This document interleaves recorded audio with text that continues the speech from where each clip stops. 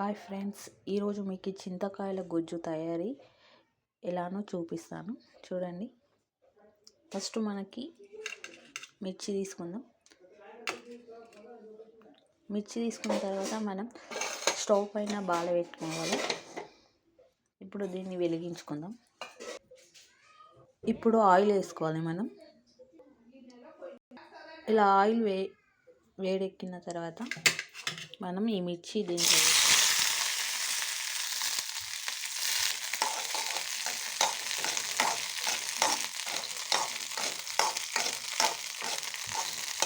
ఇట్లా మిర్చి వేగే వరకు మనం వేయించుకోవాలి కొద్దిగా బాగా.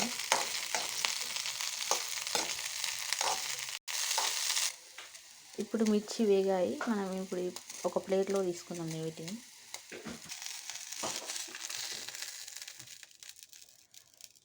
తర్వాత మనం ఈ బాలల్లోనే కొంచెం వాటర్ వేసుకుందాం,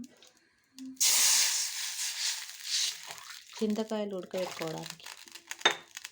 దీంట్లోనే మనం పచ్చి చింతకాయలు వేస్తాం.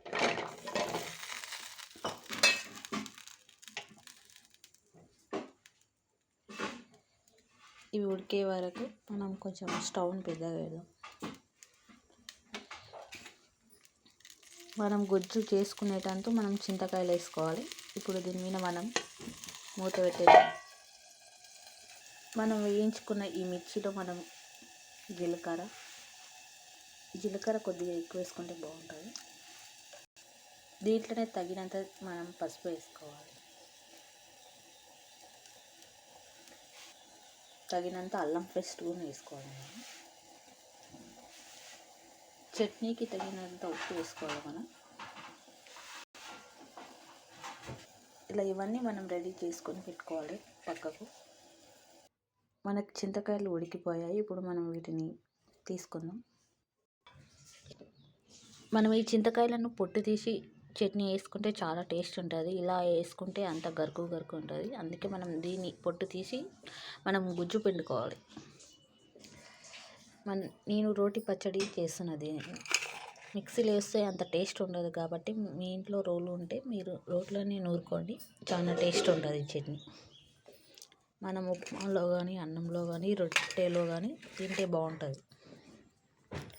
ఇలా పొట్టు తీసుకుంటే మనకు గుజ్జు ఇలా తయారవుతుంది. దీన్ని మనం ఇలా పిండుకోవాలి. గింజలు లేనట్లు గింజలు తీసి పడేయాలి. ఇవి పడేస్తే అయిపోతుంది. ఇలానే వేసుకుంటే చట్నీ బాగాలేకుంటుంది.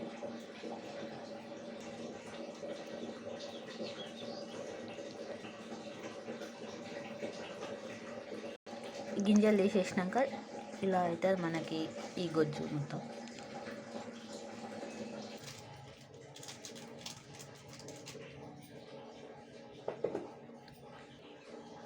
దీంట్లో మనం ముందుగా ఇవన్నీ మనం తయారు చేసుకున్న ఈ పేస్ట్ని మొత్తం దీంట్లో వేసుకుంటాం రోట్లో. మీ ఇష్టం. రోల్ లేకుంటే మీ ఇంట్లో మిక్సీలోనే వేసుకునవచ్చు. కానీ రోల్ ఉంటే రోట్లో వేసుకొని చేసుకుంటే చట్నీ చాలా టేస్ట్ ఉంటుంది. కాబట్టి మీరు రోలు ఉంటే ఓపికతోన మీరు రోటి పచ్చడి చేసుకోండి, చాలా బాగుంటుంది. వీటిని బాగా పేస్ట్ మెత్తగా అయ్యే వరకు మనం దంచుకోవాలి. ఇలా మెత్తగా మనం పేస్ట్గా నూరిన తర్వాత దీంట్లో మనం వేయించిన పల్లీల పొడిని మనం దీంట్లో వేసుకోవాలి. ఫస్ట్గా చట్నీకి తగినట్టు మనం పల్లీల పొడిని వేసుకోవాలి. ఈ చట్నీకి పల్లీల పొడి వేసుకుంటేనే బాగుంటుంది. కొందరు నువ్వుల పొడి కూడా వేస్తారు కానీ అంత టేస్ట్ ఉండదు. మనం పల్లీల పొడిని వేసుకోవాలి. మనం చట్నీ ఎంత వేసుకుంటున్నామో అంత పల్లీల పొడి ఉండాలి. మిక్స్ చేయాలి.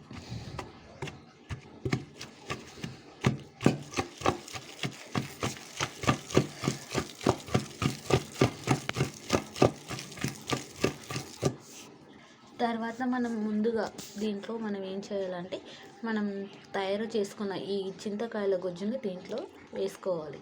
తగినంత వేసుకోవాలి. తర్వాత పులుపు తక్కువ అయితే మళ్ళీ కొద్దిగా వేసుకుందాం. దీంట్లో వాటర్ కూడా వేసుకోవచ్చు మనం.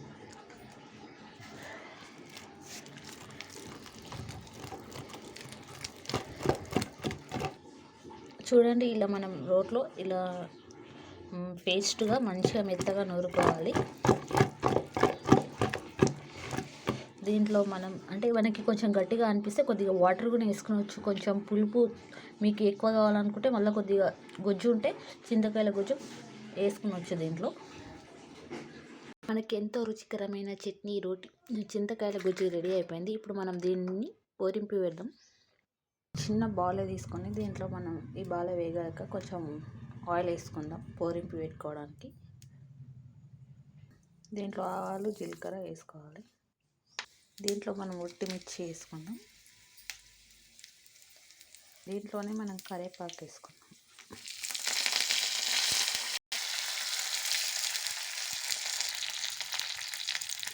ఈ పోరింపుని మనం చట్నీలో వేసుకుందాం.